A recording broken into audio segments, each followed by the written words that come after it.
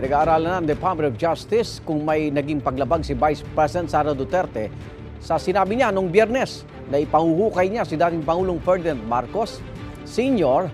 at itatapon ito sa West Philippine Sea.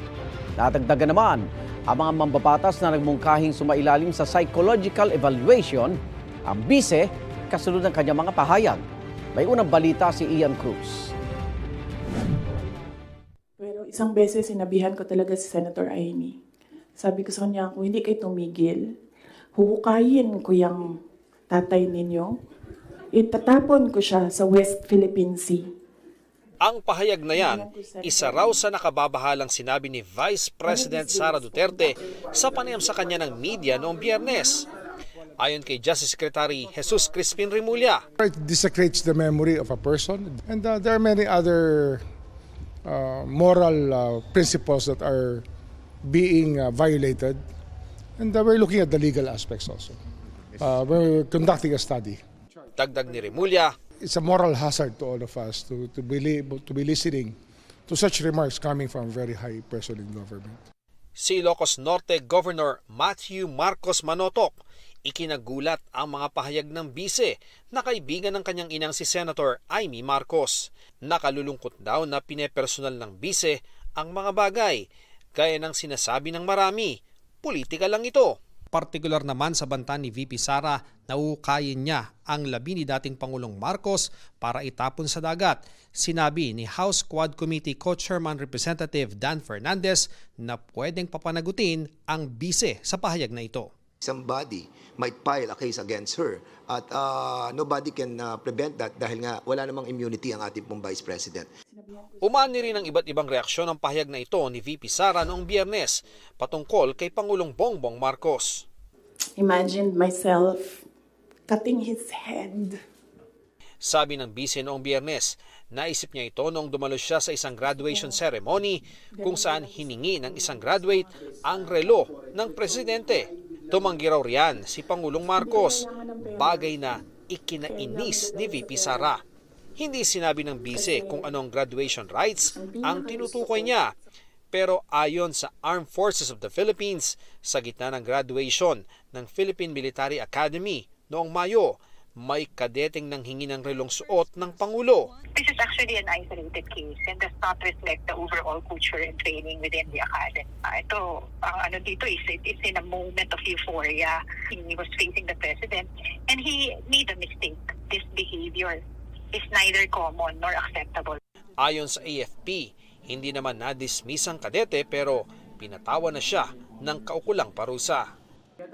Tingin naman ng ilang mambabatas, baka dapat nang sumailalim sa psychological evaluation ng bise. Akala ko AI pero double check ko muna. Sa tingin ko, she needs to talk to some professionals and maybe some close friends and family.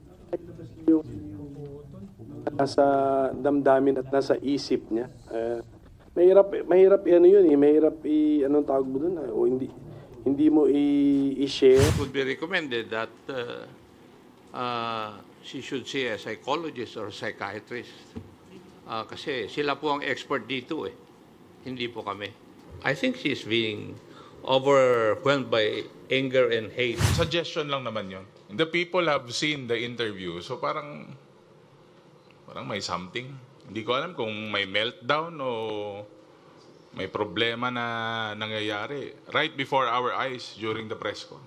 Si House Assistant Majority Leader Jay Conghon, may mas malalim na dahilan kung bakit gusto niyang sumailalim ang bise sa masusing psychological assessment. Ito ay para raw matiyak kung karapat dapat pang maglingkod sa bayan si VP Sara sa ganitong kritikal na posisyon. Ayon naman kay Senador Cynthia Villar. Siyempre galit eh, kung ano-ano na iisip kasi galit. Kasi I think masyado namang pin-prosecute kaya nagagalit. So siguro yun ang reason doon. But sana magbati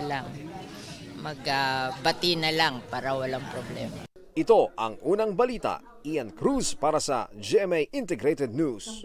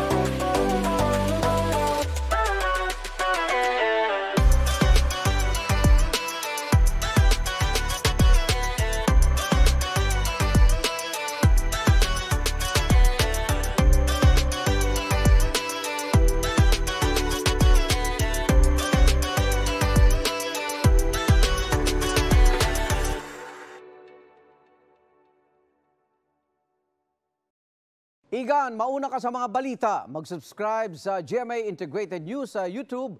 Sa mga kapuso abroad, subaybayan nyo kami sa GMA Pinoy TV at sa www.gmanews.tv.